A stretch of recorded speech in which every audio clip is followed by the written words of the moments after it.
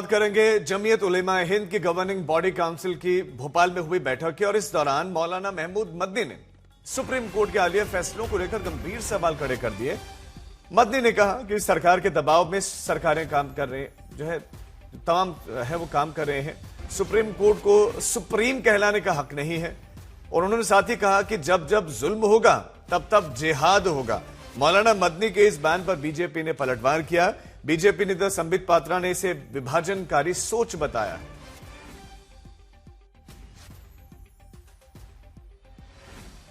मैंने तो हिंदुस्तान में मरने का फैसला कर लिया है।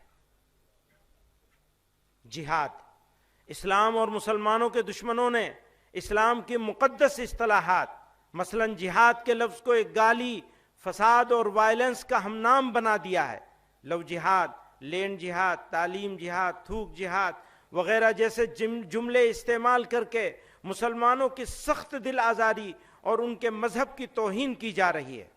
अफसोस का मकाम है कि हुकूमत और मीडिया में बैठे जिम्मेदार अफराद भी इस तरह के अल्फाज इस्तेमाल करने में कोई शर्म महसूस नहीं करते और न एक कम्युनिटी की दिल आज़ारी की परवाह करते हैं।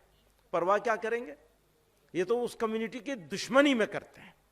ये तो पुराने दौर से चला आ रहा है कि कहीं भी दहशतगर्दाना अमल पेश आ जाए तो उसको जिहाद का नाम देकर इस्लाम और मुसलमानों पे ताने, तोहमतें और नाहक इल्जाम आयद किए जाते हैं।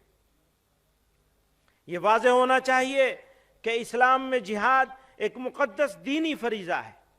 जिहाद कुरान में कई मानों के लिए इस्तेमाल हुआ है, लेकिन जिस माने के लिए भी इस्तेमाल हुआ है फर्द से लेकर समाज और इंसानियत की भलाई, उनकी सरबुलंदी और उनकी इज्जत व वक़ार के क़याम के लिए हुआ है।